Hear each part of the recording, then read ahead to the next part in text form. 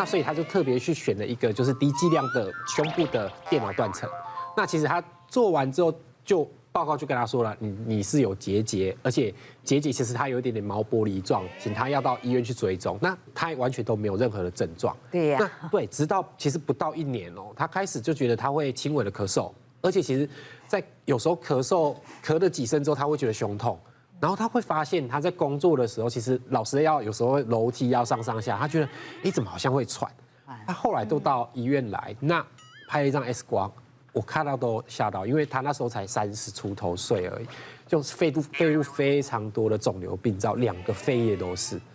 那后来再给他检查，他其实脑部啊、肾上腺就是很多的转移的病灶，那其实就末期了。他后来是肺腺癌这样。另外要提醒大家，其实大家都会去做健康检查。当你被提醒了，你肺部其实有一些结节的时候，尤其是长得奇形怪状的结节，你要特别注意，千万不要轻忽它。我就遇到一个30岁的那个国小老师，那他们那时候就是学校很好，就是有推，就是我们给你加一点点钱，让你们可以去多做一些健康检查。那所以他就特别去选了一个就是低剂量的胸部的电脑断层。那其实他做完之后，就报告就跟他说了，你是有结节，而且结节其实它有一点点毛玻璃状，请他要到医院去追踪。那他完全都没有任何的症状。对呀。那对，直到其实不到1年哦，他开始就觉得他会轻微的咳嗽，而且其实在有时候咳嗽咳了几声之后，他会觉得胸痛。然后他会发现他在工作的时候，其实老师有时候楼梯要上上下，他觉得怎么好像会喘。他后来都到医院来，那拍了一张 X 光，我看到都吓到，因为他那时候才30出头岁而已，就是肺部非常多的肿瘤病灶，2个肺叶都是。那后来再给他检查，他其实脑部啊、肾上腺就是很多的转移的病灶，那其实就末期了。他后来是肺腺癌这样子，所以这是要提醒大家，当你做这些胸部的检查的时候，其实有2个地方要注意。第一个就是大小，如果它很小，小于0.5公分，那其实你追踪啊2年，甚至它没有任何的变化，那它就是一个良性的病灶。因为人生在世，谁不会有几个钙化？谁无节？对。那其实谁没有过节？你如果大于1公分，那其实我们就会很强烈怀疑它应该会有一个恶性的变化。那甚至是这个结节，如果它很乖，它就是一个钙化，通常它边缘会比较干净。那如果它本身是个发炎的病灶，或者是比较恶性的病灶，它会往旁边侵犯，所以你会发现这个病灶长得就是我们有时候会描述像毛玻璃雾雾的，或者是其实会有一些奇形怪状，跟血管有一些连结的一些病灶出现在那边，那你就一定要去做一些诊断性的切片。小咪好险，你把它弄了。是哦。我跟先生其实从以前有孩子之后，大概2年到3年一定会做一次健康检查，这是我很坚持的，因为有孩子之后你就会特别容易想活久一点，对，注意自己的健康。对，那因为疫情嘛，所以其实我们4年没有去做健检了，所以今年我就已经差不多趋缓，疫情好一点，我就跟先生讲说，我很想去做全身健检，但我没有任何不舒服，我只是觉得太久没有做，所以我们就去做了。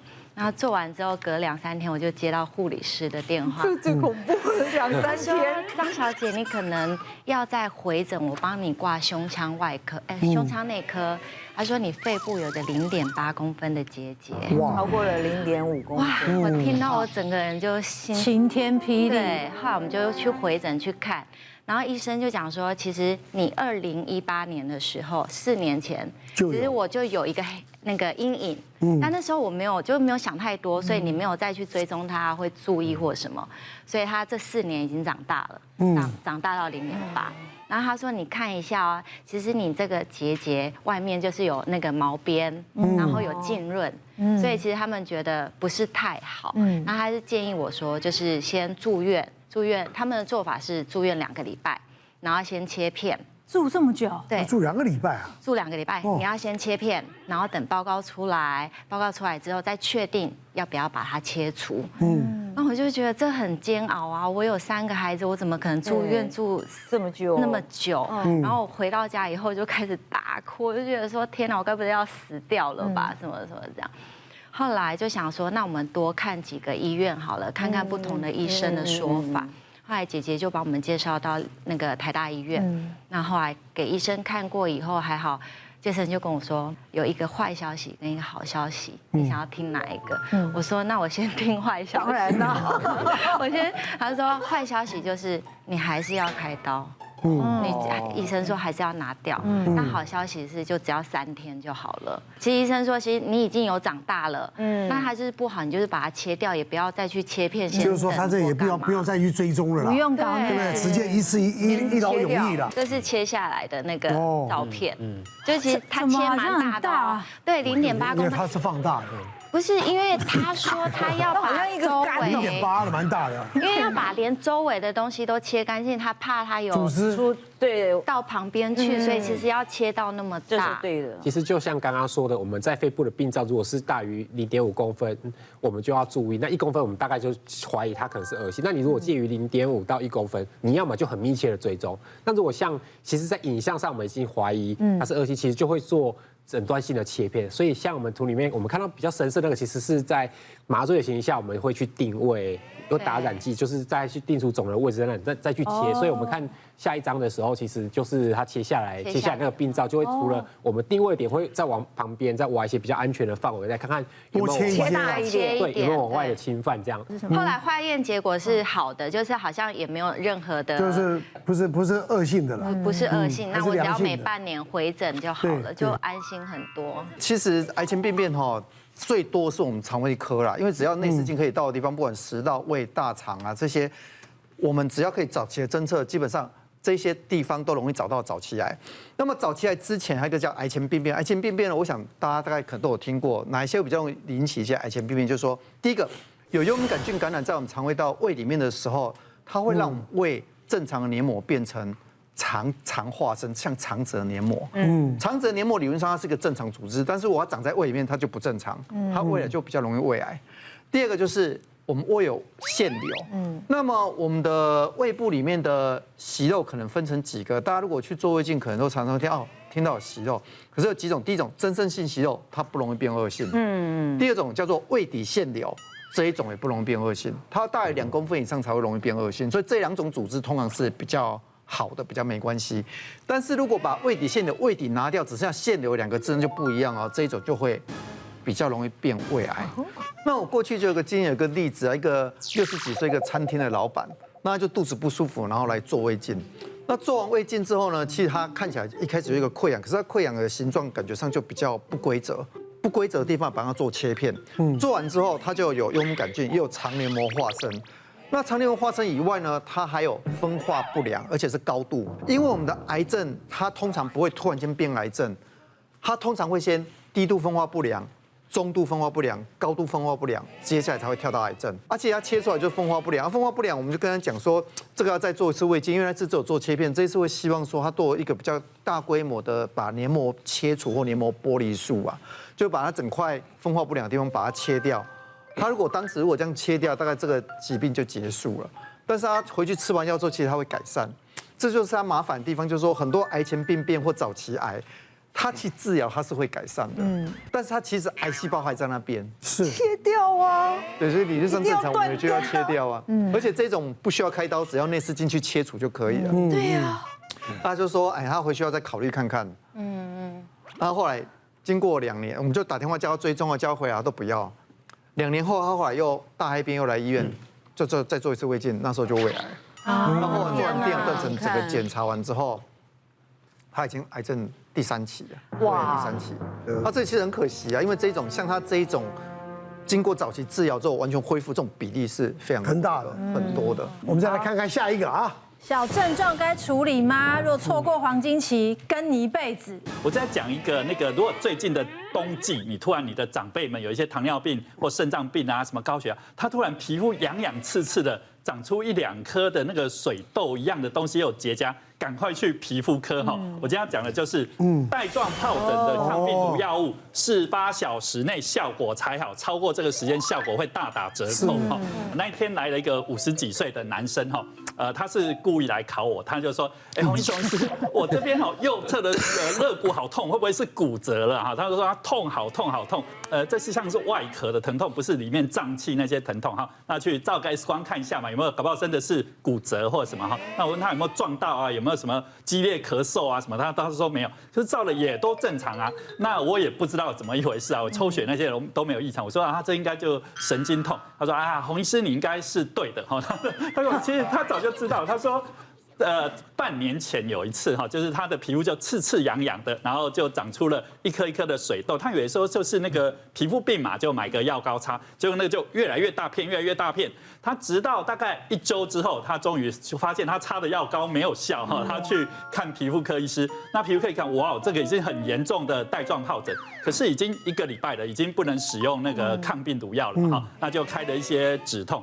那结果他来找我那时候，其实已经半年过去了，他皮肤已经完全都长好了，连一点疤痕都没有。可是好痛好痛，他还在很痛很痛。那个就是我们讲带状疱疹的病毒，其实一进入你的神经根哦，那种后遗症哈，你如果那时候有治疗，其实时效会比较短；如果没有，那个就痛很久，即使到你皮外面都看不出来了哦。所以那个神经痛，那他已经吃了半年的止痛药没有效，那我当然开了更强的止痛药给他，那他有开的一些抗焦虑的，很多的那个带状疱疹的痛，因为困扰太痛苦了，甚至有发生那个轻生啊、想不开那种，有没有？那后来。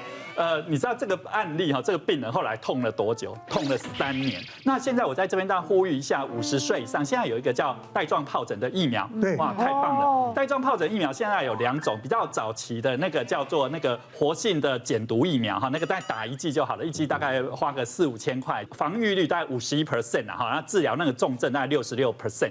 那如果说现在新型的哦，你去看，可能跟你讲我要打2剂哈，新型的那是一种那个叫非活性的重组疫苗，那大概隔2到6个月要打2剂，哈，那比较贵，那个大概8-9千块。可是那个哈效果更好，那个大概有90%的保护力。我这样有4支疫苗要打，除了新冠疫苗、流感疫苗、肺炎链球菌疫苗，就是带状疱疹疫苗哈。我在照顾这些爷爷奶奶们，这4支疫苗一定要去打。我们最怕是那个感染到那个3叉神经嘛，3叉神经你会出现鼻子跑到眼睛，会造成甚至瞎眼啊，这些都有可能，所以真的要非常小心。那洪医师，带状疱疹一开始要怎么看？就觉得应该是真的很难，很多哈，刚开始就是刺痒痒，真的看不出来，可是它会出现像那个水痘一样，因为它就是一个水痘的一样的一个病毒，所以像珍珠一样，那有些结疤，就像那个，你看啊，我弄一个大家就知道，你们以前有时候熬夜的时候有没有？嘴巴这边不是有破皮黑黑的那种，很多就是一开始会类似这样的一个疱疹，当然很痛很痛很痒，因为现在台湾人都很喜欢自己去买药膏来擦啦。我跟你讲说，如果这个季节那个地方出现，一定要先去看皮肤科医师。而且50岁以上才对，50岁要打那个比较那个啦，剂大概可以维持到5到10年的免疫力。为什么要排挤40岁的人？那现在还是有很多人都碰到这种事都去找民俗疗法，真的这个就真的都对西医好像很排斥哎，对，等到发现好像这些都救不了你，你也来不及了。对，因为我妈之前也有乳癌啊，她好像是 HER2。positive，对，然后他一开始发现的时候，也是很多人跟他讲偏方，对啊，就是跟他讲说，我告诉你，你要吃这个东西，你不要去看医生啦，医生我告诉你那治不好，都会讲这个。然后我们家是很观念比较正，就说你就是给我去看医生，医生说什么你就好好的做标靶什么的，要不然他们在就是很彷徨的时候，真的很容易就是会做出一些其他的决定。其实我就有病人就是走进来，然后夫妻脸色都垮下来这样子。我们最怕看这一种，因为50岁左右的女性，一般病人会脸色很难看的进来，代表她的问题一般不会很单纯。她一来就说医生我有硬块，然后而且我就问她会不会痛，我们最希望听到她讲会痛，因为会痛绝大部分就是发炎比较没事，那无痛性的硬块一般就会觉得是比较不好的东西，结果。他一躺下去，我们超音波一照，他只是刚才教授讲的那个很大的那种囊肿，乳房的囊肿很多都是像水泡这样子，那甚至可以长到大概10公分。那一般如果病人没有症状，不会痛，不会说外形变得很奇怪，一般就像教授讲，不会去抽它。再来看我之前他们太太的一些财产啊分配都准备好了，然后呢还去什么生前契约都签完了，对结果后来发现不是之后呢，其实太太很高兴，可是我不晓得先生脸色是很平静啊，我不晓得是不是想说已经过回来了要过回去，对，大概是这样。先生想可恶，对呀，好不容易有一笔了。张医生签稿你看下姐的那个乳癌的有没有看到男生的？有，大概我们台湾现在在1万多个里面有100多个1%而已。男生呢？男生男生就是这样，其实他的预后啦、治疗都一样，但是男生你总不会天天在摸嘛，所以他会往往会晚期发现。你看我你蒙这，你有讲他笑的。男生也会有，也会有。治疗比较难。治疗也是跟女性的一样。重点是男生不可能做乳房健检，因为太小，靠筋膜而已啊。这个项目里面还有包括胸腔的嘛。现在我们胸腔内科其实看的不是主要是胸部，我们看的主要是里面的肺脏。那所以在这个肺脏，我们的胸部 X 光基本上只要做健检都会有照这个胸部 X 光片。那它里面的判断其实它非常多的一些数字，因为我们每个人照起来的 X 光片都不可能跟教科书一样都那么的干净。所以常常会打一些什么像什么双下肺野浸论啊，什么这边有一个小的结节呀，什么那边那个地方什么肺间有一些肋膜的增厚，那这个很常会有民众来就拿着这个资料说，哎，我这个到底是什么意思？那其实我们一般看到这种所谓的双下肺野浸论，其实我们不会太担心，因为这种双下肺野浸论通常都暗示它可能是一些慢性的发炎机会比较偏高。它那个浸论的意思是说，它的肺部里面就有很多一些不寻常的线条。我们肺部其实里面是有气管跟血管，那有的时候在那个旁边的间质里面就有一些慢性的发炎的组织在那个地方做一些增生，在一般的放射科健检一直在打，因为它看起来那个就是不正常的，他就会把它打。把它写出来，那民众看到就会很紧张。那其实如果来我们问出来，第一个问出有过敏的问题，大家就跟他说那个就观察就好。第二个是抽烟的也会有这种表现。那另外常会问的是结节，结节这个问题就非常的大，因为它要看它的大小，还有它的样子。有些那个样子哦，结节一看那个样子就会觉得这个就是坏人。但是有些就刚刚我们教授讲的，他看起来是像穿西装，他可能是好人，到底里面是好的坏的，我们真的不知道。就像刚刚 Mina 那个，对，所以他有时候如果假设通过有时候接在1公分上下的话，有时候我们是真的很难去判断，所以我们都会跟病人好好的解释，如果他有一些比较高危险的风险的话，我们可能建议比较确定的方式还是要做一个切片，或者是做一个所谓的那个胸部的电脑断层。那一般我们所谓的肋膜变厚这种变化，基本上就比较没有什么关系，因为它比较在台湾比较常遇到这种肋膜变厚，通常都是一些老人家，他可能以前有得过一些像是一些肺结核或一些传染性的疾病，它造成一些那个肋膜上面的一些变厚，那种 X 光片有的时候也会看得到。那我们这边有一个案子，就是说我们有一个病人，他也是一个50、60岁，他是做公司健康体检。那其实他来的时候，他就是说他的 X 光片说在他的右边上面有看到一颗大概2公分多的一个结节。那个时候他就开始紧张了，所以他就拿来医院问嘛。那个结节一看起来，我们在看那个结节那个样子哦，就怪怪，有点像那种放射线那种感觉。那种一看我就说这个应该不对劲，我就说我们先做个电脑断层看看。哎，电脑断层的确就只有看到那一颗哦。那病人想说那应该可能可以开刀，那我们就帮他做一些术前的评估嘛。结果很可惜，没想到他全身骨头已经全部转移出去。那个最后的结果出来也是一个所谓的第4期的肺腺癌。那这个病人算运气很好，他有一些可以发现的一些那个基因突变，所以我们给他使用标靶药物之后，其实他现在控制的还不错。右上的地方哈，在右上那个地方就很明显，有一颗很明显的，这个是我们在看到，我们就一看就会觉得这个就是拍狼啊，坏人，对，就是坏人。那我们这个会很谨慎，如果它小一点哦，小一半，只有1公分，又想我们就很麻烦。我们基本上就是追踪了。那如果有些病人，像我有时候会遇到一些病人，他很谨慎，就像刚刚可能 Mina 讲，他很谨慎，他很紧张的，那我们就建议就干脆就把那个地方做一个切除，切除下来反而会比较不用那么每天在那边担心。对，像我有朋友就是近期去做身体检查，就发现就很小，他就不管好人坏人都先切掉，有些就是后来切出来还真是坏人。对，真的算蛮有福气的。哎，这样讲也不对啊。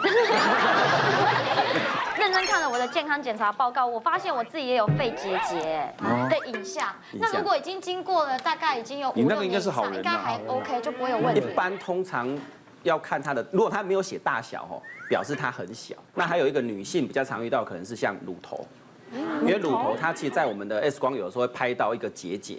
所以我也蛮常遇到有患者就是拿着 X 光来说，哎，我长一个结节，那个一看啊就是乳头。那我们这种叫他去重照一张 X 光片，在他乳头那边旁边给他做一个标记，就可以很清楚的把它排除掉这个问题。小郭，你那是2年前检查的？我那7年前。你在找麻烦。你如果有事早就不会坐这边了。你也头都白白胖胖的。气色越来越好，都比我们好了。那第二个呢？第二个，腹部检查出这些脂肪肝、肝囊肿，还有胆结石和胆息肉。所有的影像学检查哈，它就像瓜哥刚才讲的，有时候病灶真的很小，它只能告诉你可能的趋势，它没办法告诉你它一定100%是什么。好，那如果腹部超音波看到的脂肪肝呢，其实一般来讲只有重度脂肪肝需要再注意，原因是因为美国现在的肝癌比较容易发生的，不是在于病毒的感染，而是在于重度脂肪肝之后变成非酒精性肝炎，纤维化之后变肝癌，所以重度的我们会提醒要注意。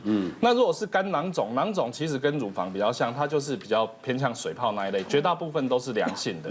它其实说真的。真的很担心，就稍微再找专科医师看一下。觉得不担心，你下一次健检再看，其实也够。